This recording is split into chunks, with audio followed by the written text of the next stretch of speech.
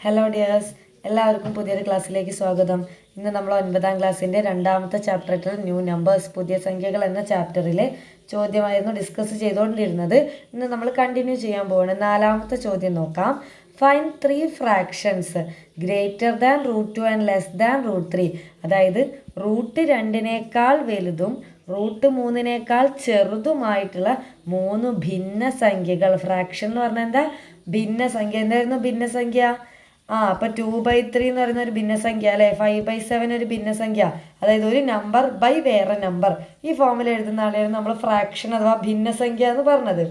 നമ്മൾ എഴുതുന്ന ഭിന്നസംഖ്യ √2 വലുതും √3 ചെറുതുമാവണം. അപ്പോൾ നമുക്ക് ആദ്യം √2 √3 വാല്യൂസ് അറിയണം. കഴിഞ്ഞ ക്ലാസ് കണ്ടവർക്ക് അറിയാം, √2 √3 വാല്യൂസ് നമ്മൾ കറക്റ്റ് പറഞ്ഞതാണ് അല്ലേ. √2 വാല്യൂ 1.414ഉം √3 വാല്യൂ എത്രയായിരുന്നു? 1.732 ആണ് അല്ലേ. അതിങ്ങനെ കണ്ടിന്യൂ ചെയ്ത് പോകും അല്ലേ. എക്സെട്ര നമുക്ക് നമ്പർ എൻഡ് ചെയ്യുന്നില്ല. പക്ഷെ ഞാൻ പറഞ്ഞിട്ടുണ്ടായിരുന്നു നിങ്ങൾ ഒരു 3 വാല്യൂ റൗണ്ട് ആക്കി പഠിക്കാൻ. അപ്പോൾ 1.414ഉം 414ഉം 1.732. അപ്പോൾ ഈ നമ്പറിനേക്കാൾ വലുതുമാവണം, എന്നാൽ ഇതിൻ്റെ താഴെ നിൽക്കണം. അങ്ങനെ നമുക്ക് എത്ര വേണമെങ്കിലും എഴുതിക്കൂടെ? സിമ്പിളായിട്ട്, ബുദ്ധിമുട്ടൊന്നുമില്ലല്ലോ. ഇപ്പോൾ നോക്ക്, മിസ് 1.5 എന്ന് എഴുതുന്നു. എടാ 1.4 വലുതല്ലേ 1.5? എന്നാൽ അത് 1.7 ചെറുതുമല്ലേ? അതായത് 1.4 1.7 ഇടയിലുള്ള ഒരു നമ്പർ അല്ലേ 1.5 എന്ന് പറയുന്നത്. 1.4 വലുതുമാണ്, എന്നാൽ 1.7 ചെറുതുമാണ്. അപ്പോൾ 1.5 നമുക്കൊരു നമ്പറായിട്ട് സെലക്ട് ചെയ്യാം. പക്ഷെ നമ്മളോട് ഡെസിമൽ നമ്പർ ദശാംശമാക്കി എഴുതാനാണോ പറഞ്ഞത്? അല്ലല്ലോ. എന്താക്കി എഴുതണം? ഭിന്നസംഖ്യകളായിട്ട് എഴുതണം. അപ്പോൾ 1.5 ഭിന്നസംഖ്യ ഏതാ? പറ. നമുക്കറിയാം, നിങ്ങൾ പഠിച്ചിട്ടുണ്ടാവും ഭിന്നസംഖ്യ പഠിച്ച സമയത്ത്. നമ്മൾ ഡെസിമലൊക്കെ പഠിച്ച സമയത്തില്ലേ, ദശാംശ സംഖ്യ പഠിച്ച സമയത്ത് 1.5 നമുക്ക് എങ്ങനെ എഴുതാം? 15/10 എന്ന് എഴുതാം. അതായത് അടിയിൽ ഒരു 0 ഉണ്ടെങ്കിൽ നമ്മളിത് ആൻസറായിട്ട് മാറുമ്പോൾ ഈ 15 എന്ന് എഴുതുന്നതിന് പകരം ഇത് നമ്പർ ഓഫ് സീറോസ് 1 ആണെങ്കിൽ ഒരു നമ്പർ മാറ്റിയിട്ട് പോയിന്റ് ഇടും. അപ്പോൾ 15/10 നമുക്ക് എങ്ങനെ മാറ്റാം? 1.5 എന്ന് എഴുതാം. അങ്ങനെയാണെങ്കിൽ 25/10 നമുക്ക് എങ്ങനെ എഴുതാം? 25 എന്ന് എഴുതിയിട്ട് എവിടെ പോയിന്റ് ഇടണം? ഇവിടെ ഒരു 0 ഉണ്ട്, ഒരു പോയിന്റ് 5 അങ്ങോട്ട് മാറ്റിയിട്ട് പോയിന്റ് ഇടാം. അപ്പോൾ 2 0 വിചാരിക്കുക. അപ്പോൾ നമുക്ക് ഇവിടെ പോയിന്റ് ഇടാൻ പറ്റുമോ? ഇല്ല. 25 എവിടെ ഇടണം? 2 0 ഉണ്ട്, 2 നമ്പറിന് അങ്ങോട്ട് മാറ്റിയിട്ട് ഇപ്പുറത്ത് 0 ഇടാം. മനസ്സിലായില്ലേ? അങ്ങനെ ഒരു റൂള് നമ്മളെ കയ്യിലുണ്ട്. അപ്പോൾ 1.5 എന്ന് പറഞ്ഞാൽ ആക്ച്വലി ആരാണ്? 15/10 എന്ന് എഴുതിക്കൂടെ? 15/10 എന്ന് പറഞ്ഞാൽ 1.5 എഴുതിയിട്ട് ഒരു 0 ആയിട്ട് ഒരു പോയിന്റ് അല്ലേ, ഒരു 5 അങ്ങോട്ട് മാറ്റിയിടുമ്പോൾ ആൻസർ 1.5. അപ്പം ഈ 15/10 ദശാംശ രൂപം എന്ന് പറയുന്നത് 1.5. 1.5 എന്ന് പറയുന്ന സംഖ്യ ഈ √2 വലുതും. √2 എന്ന് പറയുമ്പോൾ ഈ നമ്പറാണ് കേട്ടോ. √2 √3 എന്ന് പറയുമ്പോൾ 1.732 ഇതിനേക്കാൾ ചെറുതുമാണ്. ഇനി വേറൊരു എക്സാമ്പിൾ പറ. 1.5 പറ്റും. 1.6 എഴുതിക്കൂടെ? ഇതേപോലെ തന്നെ 1.6 എന്ന് പറയുന്നത് എന്താ? കോമൺ നെക്സ്റ്റ് നമ്പർ ആട്ടോ. എടാ 1.4 1.41 അങ്ങനെ കഴിഞ്ഞിട്ട് 1.4 വലുതും എന്നാൽ 1.7 ചെറുതല്ലേ 1.6 എന്ന് പറയുന്നത്. അതിനെ നമുക്ക് ഇതേപോലെ ഫ്രാക്ഷൻ ആ ചോദ്യത്തിൽ പറഞ്ഞത്. അതുകൊണ്ട് നമുക്ക് ഇതിനെ 16/10 എന്ന് എഴുതാം. 16/10 എന്ന് പറഞ്ഞാൽ എത്രയാ? 1.6 ആണ്. ഇനി 2 നമ്പർ മാത്രമല്ല അല്ലേ, എത്ര വേണമെങ്കിലും നമ്പർ എഴുതാം. അപ്പോൾ മിസ് 1.68 എഴുതുന്നു. എന്താ പ്രശ്നം? 1.4 വലുതല്ലേ 1.68? എന്നാൽ 1.732 ചെറുതല്ലേ അല്ലേ? ഇതിനേക്കാളും ചെറുതും ഇതിനേക്കാളും വലുതും. അത് മാത്രം നോക്കിയാൽ ഏത് നമ്പർ വേണമെങ്കിലും എഴുതാം. അപ്പം നിങ്ങൾ ഇതിനെങ്ങനെയാണ് മാറ്റി എഴുതുക? 168 നാൽക്കുക, ഡെസിമൽ മാറ്റുക. എടാ ഇവിടെ പോയിന്റ് കഴിഞ്ഞിട്ട് എത്ര നമ്പർ ഉണ്ട്? 2 എണ്ണല്ലേ, 6ഉം 8ഉം ഇല്ലേ, 2 ആൾക്കാരില്ലേ. അപ്പോൾ എത്ര 0 വരും അടിയിൽ? രണ്ട് പൂജ്യങ്ങൾ എഴുതണം. ശരിയല്ലേ? അപ്പം നിങ്ങൾ നോക്ക്, ഇതും ഇതും ഇതും ഒക്കെ ഈ റൂട്ട് 2 വലുതും റൂട്ട് 3 ചെറുതുമായിട്ടുള്ള സംഖ്യകളാണ്. അപ്പോൾ ഇത് എഴുതാനുള്ള എളുപ്പത്തിന് ഇതിൻ്റെ ഡെസിമൽ നമ്പർ എഴുതിയില്ലേ, ദശാംശ രൂപം എഴുതിയിട്ട് ഇതിനേക്കാൾ വലിയ സംഖ്യകൾ എഴുതി കൊടുത്ത് ദശാംശ രൂപത്തിൽ ഡെസിമൽ ഫോമിൽ തന്നെ. ആ ഡെസിമൽ ഫോമിന് നമ്മൾ പിന്നെ ഫ്രാക്ഷനിലേക്ക് മാറ്റിയതാണ്. അപ്പോൾ പോയിന്റ് കഴിഞ്ഞിട്ട് ഒരു നമ്പർ ആണെങ്കിൽ താഴത്ത് ഒരു 0 ഇട്ട് കൊടുക്കുക. 10ഉം 10ൻ്റെ ഗുണിതങ്ങളും തന്നെ വരണം കേട്ടോ. 10, 100, 1000 അല്ലാതെ ഇത് 20, 30 ഒന്നും വരൂല. അതേപോലെ ഇവിടെ 0.6 പോയിന്റ് കഴിഞ്ഞിട്ട് ഒരു നമ്പറേ ഉള്ളൂ. അപ്പോൾ ഇവിടെ 10 തന്നെ മതി. പക്ഷെ ഇവിടെ പോയപ്പോൾ പോയിന്റ് കഴിഞ്ഞിട്ട് 2 എണ്ണം ഉണ്ട്. അപ്പോൾ എത്ര എണ്ണം വേണം? 3 എണ്ണം വേണം. അപ്പോൾ നമ്മളോട് 3 ഭിന്നസംഖ്യ എഴുതാനേ പറഞ്ഞിട്ടുള്ള 3ൽ നിർത്താൻ. വേണമെങ്കിൽ മിസ് ഒന്നുകൂടി മനസ്സിലാവാൻ വേറെ എഴുതാം. നമുക്ക് 1.414 അല്ലേ. എടാ നമുക്ക് വേണമെങ്കിൽ 1.589. ഇത് നോക്ക്, 1.414 വലുതല്ലേ 1.5 അല്ലേ? 1.4 വലുതല്ലേ 1.5? അത് നോക്കിയാൽ മതി. എന്നാൽ 1.7 ചെറുതുമാണ് ഈ സംഖ്യ. ഇതിന് നമുക്ക് എങ്ങനെയാണ് ഭിന്നസംഖ്യ ആക്കി മാറ്റുക? പോയിന്റ് ഒഴിവാക്കുക. അപ്പോൾ 1589 എന്ന് എഴുതാം. ഇവിടെ പോയിന്റ് കഴിഞ്ഞിട്ട് എത്ര സംഖ്യ ഉണ്ട്? 1, 2, 3. അപ്പം നമ്മൾ താഴത്തെ എത്ര പൂജ്യമുള്ള നമ്പർ ഇടണം? 3 പൂജ്യമുള്ള 1000 ഇടണം. ഈ 1589 1000 കൊണ്ട് ഹരിച്ചാൽ അതെന്തായിരിക്കും? 1.589 എന്ന് കിട്ടും ഉത്തരം. ഇതെങ്ങനെയാണ് എഴുതേണ്ടതെന്ന് മനസ്സിലായല്ലോ. അപ്പം റാൻഡമായിട്ട് 3 എന്താണ് എക്സാമ്പിൾസ് ആണ്. അതായത് റൂട്ട് 2 വലുതും റൂട്ട് 3 ചെറുതും. ഈ ചോദ്യമൊക്കെ എന്തിനാണെന്നറിയോ? റൂട്ട് 3ൻ്റെയും റൂട്ട് 2ൻ്റെയും വാല്യൂസ് നിങ്ങളെ മൈൻഡിൽ ഭയങ്കരമായിട്ട് ഡെപ്തിൽ പോകാൻ വേണ്ടിയിട്ട് അത് അത്ര ഇമ്പോർട്ടൻ്റ് ആണ്. അപ്പോൾ റൂട്ട് 2 എവിടെ കണ്ടാലും അതിൻ്റെ വാല്യൂ എത്രയാ? 1.414. അപ്പം നിങ്ങൾ പഠിക്കുമ്പോൾ എന്ത് ചെയ്യുക? അങ്ങനെ തന്നെ ബൈഹാർട്ട് പഠിക്കുക. റൂട്ട് 2 = 1.414. റൂട്ട് 2 = 1.414. റൂട്ട് 3 = 1.732. അത് മറന്നു പോകരുത്, മാറിപ്പോകരുത് നമ്പേഴ്സ് അങ്ങോട്ടും ഇങ്ങോട്ടും കേട്ടോ. ക്ലിയർ ആണല്ലോ? അപ്പോൾ അത്രയേ ഉള്ളൂ. അതാണ് നമ്മുടെ ഈ ഭാഗത്തുള്ള ഒരു ലാസ്റ്റ് ചോദ്യമായിരുന്നു അല്ലേ അത്. ഇനി നമുക്ക് എന്ത് ചെയ്യാം? പേജ് നമ്പർ 29 കുറച്ച് ചോദ്യങ്ങളുണ്ട്. ഇതിൻ്റെ ബാക്കി തന്നെയാണ്, നമുക്ക് നോക്കാം. ഇതേപോലത്തെ കോൺസെപ്റ്റ് പൈതഗോറസ് തിയറം ഓർമ്മ ഉണ്ടല്ലോ എല്ലാവർക്കും? എന്തായിരുന്നു പൈതഗോറസ് തിയറം? ഓർത്തെ ആർക്കായിരുന്നു പൈതഗോറസ് തിയറം? നമ്മുടെ റൈറ്റ് ആംഗിൾ ട്രയാങ്കിൾ. കഴിഞ്ഞ ക്ലാസ്സുകൾ കാണാത്തവരുണ്ടെ പോയി കാണുക. ഡീറ്റെയിൽ ആയിട്ട് എടുത്തിട്ടുണ്ട് നമ്മൾ. ഒരു മട്ടത്രികോണത്തിനാണ് അല്ലേ. അതായത് ഇത് കർണം അല്ലെങ്കിൽ ഹൈപ്പോട്ടിന്യൂസ്, ഇത് ബേസ്, ഇത് ഹൈറ്റ് അല്ലേ. അപ്പോൾ എന്തായിരുന്നു നമ്മുടെ Pythagoras theorem? Hypotenuse square = base square plus height square. Miss പിന്നെയും പറയാം, സ്പീഡിൽ പറയുന്നത്. നമ്മൾ ഡീറ്റെയിൽ ആയിട്ട് ക്ലാസ് എടുത്തുകൊണ്ടാണ്. കാണാത്തവരുടെ പ്ലേലിസ്റ്റ് പോയി കാണുക കേട്ടോ. അപ്പോൾ അല്ലെങ്കിൽ മലയാളത്തിൽ എന്ത് പറയാം? കർണം സ്ക്വയർ = പാദം സ്ക്വയർ പ്ലസ് ലംബം സ്ക്വയർ. ഈ സൈഡാണ് ലംബം അല്ലേ, കുത്തനെ കിടക്കുന്നത് ലംബം, ഈ താഴെ കിടക്കുന്നത് പാദം. എല്ലാത്തിലും ഒരു സ്ക്വയർ വരും, അത്രയേ ഉള്ളൂ. ഇതാണ് നമ്മുടെ പൈതഗോറസ് തിയറം. ഇത് മറന്നുപോയ ഈ ചാപ്റ്ററിൽ പിന്നെ ഒന്നുമില്ല കേട്ടോ. ഇതാണ് ഏറ്റവും ഇമ്പോർട്ടൻറ്റ് തിയറം. ഇനി നമുക്ക് നോക്കാം. ഒരു മട്ടത്രികോണത്തിൻ്റെ കർണം 1.5 മീറ്ററും മറ്റൊരു വശം 1/2 മീറ്ററുമാണ്. അതിൻ്റെ ചുറ്റളവ് സെൻറ്റിമീറ്റർ വരെ കൃത്യമായിട്ട് കണക്കാക്കുക. അപ്പോൾ നമുക്ക് നോക്കാം എന്താ നമ്മൾ ചെയ്യാൻ പോകുന്നതെന്ന്. നമ്മളോട് പറഞ്ഞിരിക്കുന്നത് ഏതോ ഒരു മട്ടത്രികോണം. അപ്പോൾ നമുക്ക് വെറുതെ ഒന്ന് വരയ്ക്കാം, ഏതെങ്കിലും ആവട്ടെ. മട്ടത്രികോണത്തിൻ്റെ കർണം അഥവാ ഹൈപ്പോട്ടിന്യൂസ് എന്ന് പറഞ്ഞിട്ടുണ്ട് അല്ലേ. Hypotenuse of the right triangle. Right triangle എന്ന് പറഞ്ഞാൽ എത്രയാ?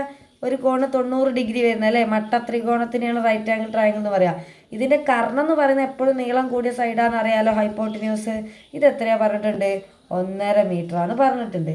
പിന്നെ പറഞ്ഞു മറ്റൊരു വശം അല്ലെങ്കിൽ അതർ സൈഡ് എന്ന് പറയുന്നത് ഒന്നില്ലെങ്കിൽ ഈ ഹൈറ്റ് ആവാം അല്ലെങ്കിൽ ബേസ് ആവാം, ഏതാണെങ്കിലും കുഴപ്പമില്ല കേട്ടോ. ഇഷ്ടമുള്ളത് നിങ്ങൾക്ക് എടുക്കാം. മിസ് വെറുതെ അത് എന്തുകൊണ്ടാണ് അറിയോ? ഈ കർണത്തിനാണ് ഇമ്പോർട്ടൻസ്. ഇതൊരിക്കലും അങ്ങോട്ടും ഇങ്ങോട്ടും മാറ്റാൻ പറ്റൂല. ബാക്കി നിങ്ങൾക്ക് ഒരു സൈഡ് എന്ന് പറഞ്ഞുകൊണ്ട് ഇനിയിപ്പോൾ ഞാൻ ഇത് എടുത്ത് ചെയ്താലും മറ്റൊരാൾ ഇത് എടുത്ത് ചെയ്താലും ഉത്തരം മാറില്ല. പക്ഷെ ഹൈപ്പോട്ടിന്യൂസ് അവിടെ ഫിക്സാണ്. ഹൈപ്പോട്ടിന്യൂസ് 1.5 തന്നെയാണ് കേട്ടോ. അപ്പോൾ നമ്മൾ മറ്റൊരു വശം 1/2 എന്നുള്ളതിന് ഞാൻ എന്ത് ചെയ്യുന്നു? താഴത്തെ സൈഡ് അതായത് ബേസ് 1/2 ആക്കി എടുക്കുന്നു. പ്രശ്നമൊന്നുമില്ലല്ലോ, 1/2. ഇനി നമ്മളോട് പറഞ്ഞത് അതിൻ്റെ ചുറ്റളവ് കാണാൻ വേണ്ടിയിട്ടാണ്. ഒരു സാധനത്തിന് എന്ത് ഷേപ്പാണെങ്കിലും ചുറ്റളവ് അല്ലെങ്കിൽ പെരിമീറ്റർ എന്ന് പറഞ്ഞാൽ അതിൻ്റെ എല്ലാ വശങ്ങളും തമ്മിൽ കൂട്ടുക എന്നർത്ഥം. അതായത് ഈ റൈറ്റ് ട്രയാങ്കിളിൻ്റെ ചുറ്റളവ് എന്ന് പറഞ്ഞാൽ ഈ സൈഡും ഇതെല്ലാം കൂടി കൂട്ടുക. ചുറ്റുമുള്ള അളവിനെയാണ് എന്ത് പറയുക, ചുറ്റളവ് അഥവാ പെരിമീറ്റർ എന്ന് പറയുന്നത്. ഇതിൻ്റെ എല്ലാ സൈഡുകളും കൂടി കൂട്ടുക.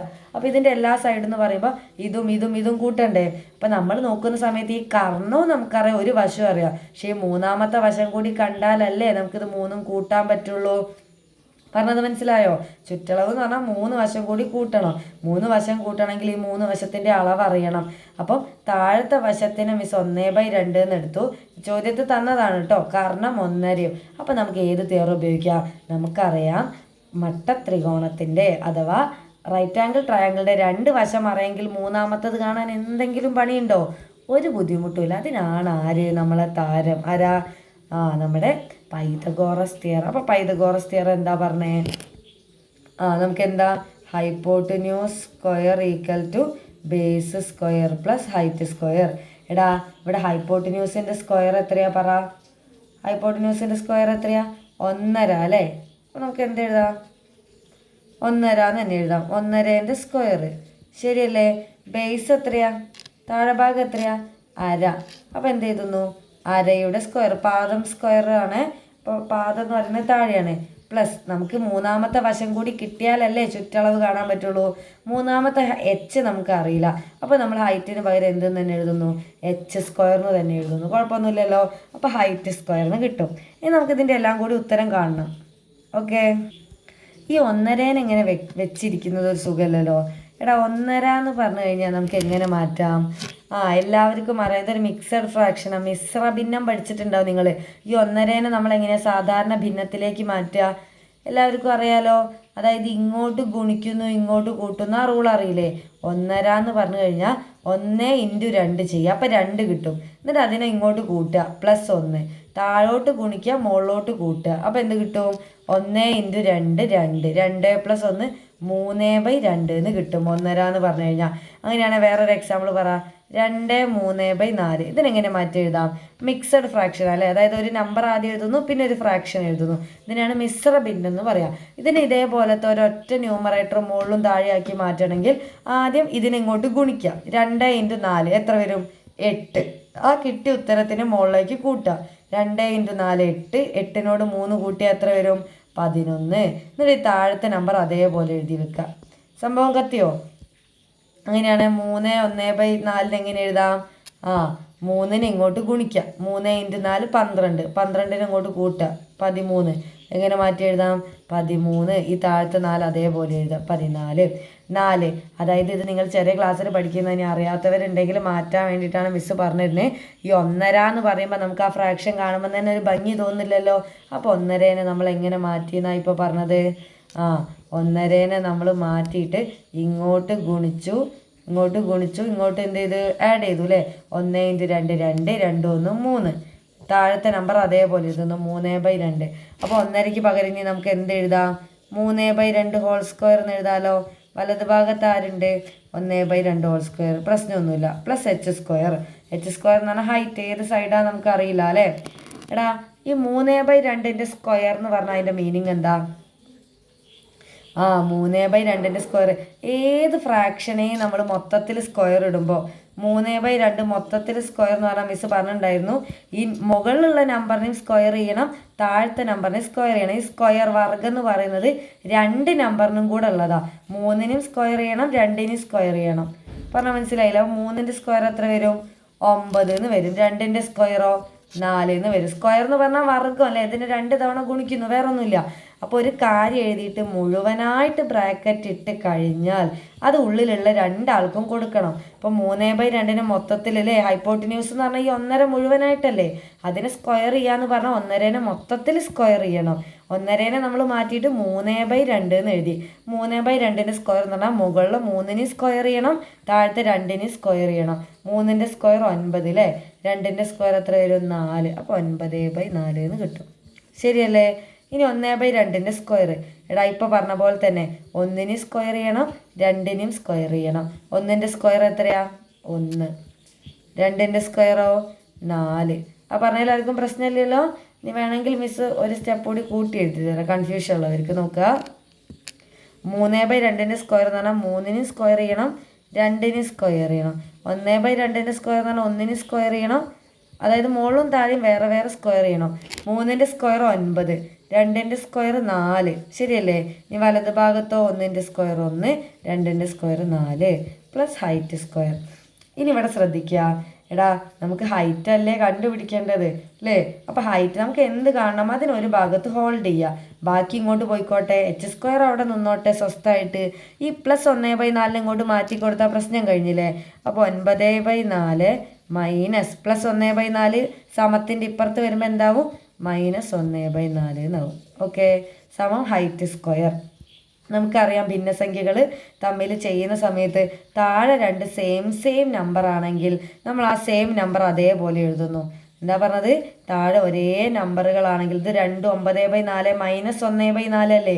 അപ്പോൾ ഈ 4 4 അപ്പം മിസ് ഒരൊറ്റ ഡിനോമിനേറ്റർ എഴുതുന്നു, ഒറ്റ ഛേദം എഴുതുന്നു. 4 ഡിനോമിനേറ്ററിൻ്റെ മലയാളമാണ് കേട്ടോ ഛേദം.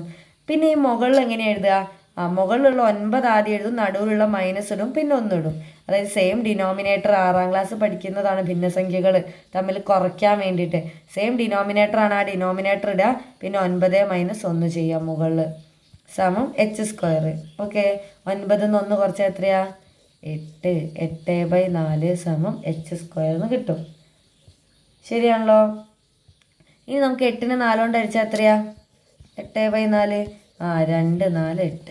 അറിയാത്തവരില്ലല്ലോ, h². അപ്പം ഹൈറ്റിൻ്റെ സ്ക്വയർ കിട്ടിയില്ലേ. എടാ നമുക്ക് ഈ സ്ക്വയറിൻ്റെ ആവശ്യമുണ്ടോ, നമ്മൾ ഇവിടെ നിന്നാണ് തുടങ്ങിയത്. ഈ എച്ചും കൂടി കിട്ടിക്കഴിഞ്ഞാൽ നമുക്കിത് 3ഉം കൂടി കൂട്ടിക്കഴിഞ്ഞാൽ നമ്മുടെ ഉത്തരമായില്ലേ, ശരിയല്ലേ. അപ്പോൾ നമ്മൾ എന്ത് ചെയ്യുന്നു, ഇത് 3ഉം കൂടി കൂട്ടാൻ വേണ്ടിയിട്ട് 1.5 1/2 അല്ലേ. ബാക്കി ഹൈറ്റ് കൂടെ കാണണം. ഹൈറ്റിൻ്റെ സ്ക്വയർ വേണ്ട, വെറും ഹൈറ്റ് മതി. അപ്പോൾ കഴിഞ്ഞ ക്ലാസ്സിൽ നമ്മൾ സ്ക്വയർ ഒഴിവാക്കാൻ എന്തെടുത്തു, റൂട്ട് എടുത്തു അല്ലേ. അപ്പോൾ സ്ക്വയർ മാറുമ്പോൾ √2 എന്ന് വരും. അപ്പോൾ വെറും ഹൈറ്റ് കിട്ടി. അപ്പോൾ ഇവിടെ നോക്ക്, നമ്മൾ ഈ മട്ടത്രികോണത്തിന് പുതിയ വശാര √2. ഇനി ഇതെല്ലാം കൂടി കൂട്ടിയാൽ നമ്മുടെ ഉത്തരമായില്ലേ, സംഭവം കിട്ടിയോ. ഓക്കെ, അപ്പോൾ നമ്മൾ പെരിമീറ്റർ അഥവാ ചുറ്റളവ് കാണണം അല്ലേ. ചുറ്റളവല്ലേ ചോദിച്ചത്, ചുറ്റളവ് അല്ലെങ്കിൽ എന്ത് പറയാം, പെരിമീറ്റർ സമം ചുറ്റുമുള്ള അളവ് കൂട്ടിക്കോ. ആദ്യം ഹൈപ്പോട്ടന്യൂസ് സെറ്റ് നീളമുള്ള 1.5 അല്ലേ. അപ്പോൾ 1.5 എന്ന് എഴുതുന്നു. 1.5 പ്ലസ് താഴെ ഭാഗം എത്രയാ, ഇതെത്രയാണ് വരുന്നത്, ഈ സൈഡ് 1.5. 3 സൈഡും കൂടി കൂട്ടിയാലേ ചുറ്റളവ് പെരിമീറ്റർ ആവുള്ളൂ കേട്ടോ. അപ്പോൾ ഇത് 1.5 താഴെ 1/2, 1.5 പ്ലസ് 1/2. പിന്നെ ഇപ്പോൾ നമ്മൾ കഷ്ടപ്പെട്ട് കണ്ടുപിടിച്ചു മറ്റേ സൈഡ്, മൂന്നാമത്തെ വശം നമ്മൾ പൈതഗോറസ് വെച്ച് കണ്ടുപിടിച്ചില്ലേ. ഇത് എത്ര കിട്ടിയത്, √2 എന്ന് കിട്ടി. അപ്പോൾ എന്തെഴുതാം, √2² എന്ന് എഴുതാം, √2 എന്ന് എഴുതാം, ശരിയല്ലേ. ഇനി ഇതെല്ലാം കൂടി കൂട്ടുക. എടാ 1.5നോട് 1/2 കൂട്ടിയാൽ എത്രയാ, 1.5യും 1/2യും 1/2 കൂട്ടിയാൽ 1 ആവും അല്ലേ. അപ്പോൾ 1.5 പ്ലസ് 1/2 എന്ന് പറഞ്ഞാൽ 2 ആയില്ലേ. പ്രശ്നമുണ്ടോ, 1.5 1 1ൻ്റെ പകുതി, അതിനോടൊരു പകുതി, 1/2 പറഞ്ഞാൽ പകുതി അല്ലേ, പകുതിനോട് പകുതി കൂട്ടിയാൽ 1 ആവൂലേ അല്ലേ. അപ്പോൾ 1.5യും 1/2യും എന്ന് പറഞ്ഞാൽ 2 എന്ന് കിട്ടും. അപ്പോൾ 2 പ്ലസ് √2 എന്ന് വരും നമ്മളെ ഉത്തരം. പക്ഷെ ചോദ്യത്തിലൊരു കാര്യം ശ്രദ്ധിക്കുക, നമ്മളോട് പറഞ്ഞിട്ടുണ്ട് അതിന് ചുറ്റളവ് സെൻറ്റിമീറ്റർ വരെ കണക്കാക്കുക. എന്ന് വെച്ചാൽ എന്താ അറിയോ, നമ്മൾ ഇങ്ങനെ എഴുതിയാൽ പോരാ ഉത്തരം, നമുക്ക് ആരെ വില അറിയാം. എടാ √2ൻ്റെ ഉത്തരം നമ്മൾ പഠിച്ച് വെച്ചിട്ടില്ലേ, ഉണ്ട്. എന്താ √2ൻ്റെ ഉത്തരം, 1.41. അപ്പോൾ ഈ സെൻറ്റിമീറ്റർ വരെ എന്ന് പറഞ്ഞു കഴിഞ്ഞാൽ പോയിൻ്റ് കഴിഞ്ഞിട്ട് എത്ര നമ്പർ മതി, പോയിൻ്റ് കഴിഞ്ഞിട്ട് ഒറ്റ നമ്പർ വരെ മതി. അതുകൊണ്ടാണ് ഇതിന് എന്തെന്ന് പറയുന്നത്, സെൻറ്റിമീറ്റർ നോക്കാം നമുക്ക്. അപ്പോൾ നമ്മൾ എന്ത് ചെയ്യുന്നു, നമ്മൾ ഒരു കാര്യമുണ്ട്, നമ്മൾ ചോദ്യത്തിൽ എന്താ തന്നത്, മീറ്റർ ആണോ സെൻറ്റിമീറ്റർ ആണോ, 1.5 മീറ്ററും 1/2 മീറ്ററോ. പക്ഷെ ചോദിച്ചത് എന്താക്കാനാ, മീറ്ററിലല്ല ഉത്തരം കൊടുക്കേണ്ടത്, ആരില്ല, സെൻറ്റിമീറ്റർ ആക്കണം. അപ്പോൾ നമ്മൾ തൽക്കാലം 1.5 മീറ്ററിനോട് 1/2 മീറ്റർ കൂട്ടിയപ്പോൾ 2 മീറ്ററായി, പ്ലസ് ഒരു √2 ഉണ്ട് അല്ലേ. അപ്പോൾ √2ൻ്റെ വില കൂടെ നമുക്ക് കൊടുക്കാം, 1.41 എന്ന് കിട്ടും, ശരിയല്ലേ. ഈ 414 എന്ന് എഴുതിയാലും കുഴപ്പമൊന്നുമില്ല. ഓക്കെ, അപ്പോൾ നിങ്ങൾ നോക്ക്, അതിന് 2 എണ്ണായാലും എന്തായാലും കുഴപ്പമില്ല കേട്ടോ. 1.414 1.414നോട് 2 കൂട്ടിയാൽ എത്ര വരും, 414 അതേപോലെ ഉണ്ടോ, 2 1 3, ശരിയല്ലേ. 2 പ്ലസ് 1.414 എന്ന് പറഞ്ഞാൽ എത്ര വരും, 3.414. അത്രയും എന്താ, മീറ്റർ ആണ്. പക്ഷെ നമ്മളോട് ചോദിച്ചത് സെൻറ്റിമീറ്റർ അല്ലേ. എങ്ങനെയാണ് സെൻറ്റിമീറ്ററിനെ മീറ്ററിലേക്ക്, മീറ്ററിനെ സെൻറ്റിമീറ്ററിലേക്ക് ആക്കുക, അറിയാത്തവരുണ്ടോ. എടാ 1 മീറ്റർ എന്ന് പറഞ്ഞാൽ 100 സെൻറ്റിമീറ്ററാണ്. മനസ്സിലായില്ലേ? അപ്പോൾ മീറ്ററിനെ സെൻറ്റിമീറ്ററിലേക്ക് മാറ്റാൻ നമ്മൾ എന്തുകൊണ്ട് ഗുണിക്കണം? ഒരു 100 കൊണ്ട് ഗുണിക്കണം. എന്തുകൊണ്ട് ഗുണിക്കണം? 100 കൊണ്ട് ഗുണിക്കണം. അതായത് ഈ കിട്ടിയിട്ടുള്ള ഉത്തരത്തിന് നമുക്ക് എന്താ കിട്ടിയത്? 3.414 അല്ലേ? ഇതിന് 100 കൊണ്ട് ഗുണിച്ച് കഴിഞ്ഞാൽ നമ്മുടെ മീറ്റർ എന്തായിട്ട് മാറും? സെൻറ്റിമീറ്റർ ആവും. സെൻറ്റിമീറ്ററിലല്ലേ ഉത്തരം എഴുതാൻ പറഞ്ഞാൽ അത്രയേ ഉള്ളൂ. നമുക്കറിയാം പോയിൻ്റ് ഇവിടെ 2 0 അല്ലേ? അപ്പോൾ നമ്മുടെ പോയിൻ്റ് കഴിഞ്ഞിട്ട് എത്ര നമ്പർ? 2 നമ്പറിന് അങ്ങോട്ട് മാറ്റിയിടണം. അല്ല ഇങ്ങനെ ചിന്തിച്ചാൽ മതി. ഡെസിമലും നമ്പറും മൾട്ടിപ്ലൈ ചെയ്യുമ്പോൾ എന്ത് ചെയ്യണം? ഡെസിമലൊക്കെ ഒഴിവാക്കി ഉത്തരം എഴുതുക. ഇതിനെ 100 കൊണ്ട് ഗുണിക്കാന്ന് പറഞ്ഞു കഴിഞ്ഞാൽ നമ്മൾ സൈഡിൽ എഴുതി ഗുണിക്കാനൊന്നും പോകണ്ട. 2 0 അങ്ങോട്ട് ഇട്ട് കൊടുത്താൽ മതി ഈ നമ്പറിൻ്റെ കൂടെ. അതായത് ഈ സംഖ്യയെ 100 കൊണ്ട് ഗണിച്ചാൽ മീറ്റർ എന്നുള്ളത് എന്തായി? ഇപ്പം സെൻറ്റിമീറ്റർ ആയിട്ടോ. ഇപ്പോൾ സെൻറ്റിമീറ്റർ ആകുമ്പോൾ എന്ത് സംഭവിച്ചു? മിസ് 100 കൊണ്ട് ഗുണിക്കുന്നു. 100 കൊണ്ട് ഗുണിക്കാന്ന് പറഞ്ഞാൽ ഈ 3414 ഒരു 2 0 കൂടി ഇട്ട് കൊടുത്താൽ മതി, വേറെ ഒന്നും ചെയ്യണ്ട. പക്ഷെ ഇനി നമുക്ക് കുത്തുകൂടെ ഇടണ്ടേ? എവിടെ കുത്തിടും? എടാ അവിടെ പോയിൻ്റ് കഴിഞ്ഞിട്ട് എത്ര ഉണ്ട്? 1 2 3. അപ്പോൾ നമ്മൾ ആൻസറിലും പോയിൻ്റ് കഴിഞ്ഞിട്ട് എത്ര എണ്ണം മതി? 3 എണ്ണം മതി. ശരിയല്ലേ? അപ്പോൾ നമ്മൾ എന്ത് ചെയ്യുന്നു? 3 എണ്ണം മാറ്റിയിട്ട് പോയിൻ്റ് ഇടും. അപ്പം 3 എണ്ണം മാറ്റ്. പോയിൻ്റ് 414 എന്ന് പറയുമ്പോൾ 3 എണ്ണം ഉണ്ട് കേട്ടോ. 3 എണ്ണം മാറ്റിയിടുമ്പോൾ ഇത് 1 2 3. എവിടെ പോയിൻ്റ് ഇടും നമ്മൾ? ഈ 3 എണ്ണത്തിന് അങ്ങോട്ട് മാറ്റിയിട്ട് 400 എന്ന് പറഞ്ഞ നമ്പറിന് അങ്ങോട്ട് 3 ആൾക്കാരെ മാറ്റിയില്ലേ? 341.4 എന്ന് വരും. ശരിയല്ലേ? കുഴപ്പമൊന്നുമില്ലല്ലോ. അപ്പോൾ നമ്മൾ എത്ര വരും? 341.4. 0ന് വില അല്ല. ഞാൻ അവിടെ അങ്ങനെ എഴുതിയാലും കുഴപ്പമൊന്നുമില്ല. അത്രയും സെൻറ്റിമീറ്ററിന് കിട്ടും നമ്മുടെ ഉത്തരം. അപ്പോൾ ഒന്നുകൂടി പറയാം മിസ്, ചുറ്റളവ് കാണാൻ പറഞ്ഞു കഴിഞ്ഞാൽ നമുക്ക് 3 സൈഡും കിട്ടണം. 3 സൈഡ് കിട്ടാൻ വേണ്ടിയിട്ട് നമുക്ക് എന്ത് തന്നിട്ടുണ്ട്? കർണം അല്ലെങ്കിൽ ഹൈപ്പോട്ടിന്യൂസ് തന്നിട്ടുണ്ട്. അത് 1.5 1.5 മാറ്റാനുള്ള എളുപ്പത്തിന് വേണ്ടിയിട്ട് നമ്മൾ ഈ ട്രിക്ക് അറിയാത്തവരില്ലല്ലോ അല്ലേ? 1.5 എന്ന് പറയുന്നത് 3/2. 3ൻ്റെ പകുതിയല്ലേ 1.5? അപ്പോൾ 3/2 എന്ന് എഴുതാം. പിന്നെ നമ്മൾ പൈതഗോറസ് തിയറം എടുത്തു അല്ലേ? ഹൈപ്പോട്ടിന്യൂസും ബേസും അറിയാം. അപ്പോൾ ഹൈറ്റാണ് ഇവിടെ കാണാത്തതെന്ന് വിചാരിക്കുക, അറിയാത്തത്. അപ്പോൾ ഹൈറ്റ് കാണാൻ വേണ്ടിയിട്ട് നമ്മൾ എന്ത് ചെയ്തു? പൈതഗോറസ് തിയറം അപ്ലൈ ചെയ്തു. അതിന് ഹൈറ്റിന് മാത്രം ഒരു ഭാഗത്ത് വെച്ചാലേ ഉത്തരമാവുള്ളൂ. അപ്പോൾ +1/4 ലെഫ്റ്റിലേക്ക് വന്നാൽ -1/4. അതിന് മുന്നേ ശ്രദ്ധിക്കുക, ഒരു കാര്യത്തിന് സ്ക്വയർ ചെയ്യാന്ന് പറഞ്ഞാൽ എല്ലാ ടേംസിനും നമ്മൾ സ്ക്വയർ ചെയ്യണം. അപ്പോൾ 3/2 സ്ക്വയർ എന്ന് പറഞ്ഞാൽ 3ന് സ്ക്വയർ ചെയ്യണം, 2നും സ്ക്വയർ ചെയ്യണം.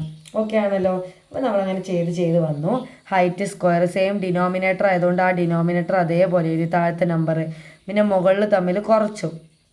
9 1 കുറച്ച് 8 8/4 എന്ന് പറഞ്ഞാൽ 2. പക്ഷേ ഹൈറ്റിൻ്റെ സ്ക്വയർ നമുക്ക് വേണ്ട, വെറും ഉയരം മതിയില്ലേ? ലംബം മതി. അപ്പോൾ ഹൈറ്റ് കിട്ടാൻ എന്ത് ചെയ്തു? സ്ക്വയർ ഒഴിവാക്കാൻ റൂട്ട് എടുക്കുന്നു. കഴിഞ്ഞ ക്ലാസ് കാണാത്തവരുടെ പോയി ഡീറ്റെയിൽ ആയി പറഞ്ഞതാ. ഓക്കെ, അപ്പോൾ നമുക്ക് കിട്ടി. ഇനി നമ്മളോട് ചുറ്റളവ് കാണണ്ടേ? പെരിമീറ്റർ എന്ന് പറഞ്ഞാൽ 3 വശവും കൂട്ടുന്നതിനെയാണ് പെരിമീറ്റർ എന്ന് പറയുക. അപ്പോൾ 1.5 ആരെയും കൂട്ടി, അപ്പോൾ 2 ആയി. പിന്നെ 2 ഉണ്ട്, ഒരു √2 ഇല്ലേ? അപ്പോൾ 2 + √2. പക്ഷെ ഇതിനെ സെൻറ്റിമീറ്ററിലാക്കാൻ പറഞ്ഞുകൊണ്ട് നമ്മൾ √2ൻ്റെ വില കൊടുക്കുക. √2 എന്ന് പറഞ്ഞാൽ 1.414 ആണ്. അതെല്ലാവർക്കും അറിയാം അല്ലേ? അപ്പോൾ 1.414 മിസ് എന്ത് ചെയ്യുന്നു? 2നോട് കൂടെ കൂട്ടുന്നു. അപ്പോൾ നമ്മളിവിടെ കൂട്ടി കാണിച്ചിട്ടുണ്ട് എങ്ങനെയാണ് കൂട്ടുക എന്നിട്ട്. അപ്പുറത്ത് പോയി 2 എഴുതരുത് കേട്ടോ. അപ്പോൾ 3.414 എന്നാണ് ഇതിൻ്റെ ഉത്തരം. ഇത് ഇത്രയും മീറ്ററാണ്, കാരണം ഇതൊക്കെ മീറ്ററിലുള്ള നമ്പറാണ് ചോദ്യത്തിൽ തന്നത്. മീറ്ററിനെ സെൻറ്റിമീറ്റർ ആക്കാൻ നമ്മൾ എന്തുകൊണ്ട് ഗുണിക്കണം? 100 കൊണ്ട് ഗുണിക്കണം. അപ്പോൾ 100 കൊണ്ട് ഗുണിക്കുമ്പോൾ നമ്മൾ പോയിൻ്റൊക്കെ ഒഴിവാക്കിയിട്ട് മൊത്തം നമ്പർ എഴുതി അല്ലേ? അങ്ങനെ ഒരു ലാസ്റ്റ് പോയിൻ്റ് ഇട്ട് കൊടുക്കുക. ഇവിടെ പോയിൻ്റ് കഴിഞ്ഞാൽ 3 നമ്പറാണ്. അപ്പോൾ ആൻസറിലും പോയിൻ്റ് കഴിഞ്ഞിട്ട് 3 എണ്ണം വേണം. നമ്മളെ ദശാംശ സംഖ്യയുടെ ഗുണനത്തിൻ്റെ നിയമമാണ്. അപ്പോൾ 3 എണ്ണം മാറ്റിയിട്ട് പോയിൻ്റ് ഇട്ടു. 341.4 സെൻറ്റിമീറ്റർ എന്ന് വരും നമ്മുടെ ഫൈനൽ ഉത്തരം. ഓക്കെ ആണല്ലോ? അപ്പോൾ നിങ്ങൾക്ക് എന്തെങ്കിലും ഡൗട്ട് ഉണ്ടെങ്കിൽ, സ്പീഡ് കൂടുന്നുണ്ടെങ്കിൽ നിങ്ങൾക്ക് കമൻ്റായിട്ട് പറയാം. എല്ലാവർക്കും ക്ലിയർ ആയെന്ന് വിചാരിക്കുന്നു. നമ്മൾ പഠിപ്പിക്കുന്നത് കറക്റ്റായിട്ട് ഫോളോ ചെയ്താലേ പിന്നെ ഓർമ്മ ഉണ്ടാവുള്ളൂ കേട്ടോ. അപ്പോൾ പൈതഗോറസ് തിയറം എന്താണെന്ന് ഓർമ്മ ഇല്ലാത്തവർക്ക് ഇത് ബുദ്ധിമുട്ടായിരിക്കും. അതേപോലെ നമ്മൾ ഈ സാധനം 1.5ൻ്റെ സ്ക്വയർ അല്ലേ 3/2 ആക്കിയത്. അപ്പോൾ ഈ കാര്യങ്ങളൊക്കെ ഒന്ന് മനസ്സിലാക്കി വെക്കുക. പിന്നെ മൊത്തത്തിൽ സ്ക്വയർ ചെയ്യാന്ന് പറയുമ്പോൾ മുകളിലും സ്ക്വയർ ചെയ്യണം, താഴെ സ്ക്വയർ ചെയ്യണം. ആ കാര്യങ്ങളൊക്കെ ഒന്ന് ഓർത്ത് വെക്കുക, കറക്റ്റായിട്ട് ഫോളോ ചെയ്യുക. അപ്പോൾ നമുക്ക് എന്ത് ചെയ്യാം? അടുത്ത ക്ലാസ്സിൽ ബാക്കി ചോദ്യങ്ങൾ നമുക്ക് കുറച്ച് ചോദ്യങ്ങളൂടി പെൻഡിങ് ഉണ്ട്. ആ ചോദ്യം നമുക്ക് അടുത്ത ക്ലാസ്സിൽ ചെയ്യാം. അപ്പോൾ എല്ലാവർക്കും താങ്ക് യു.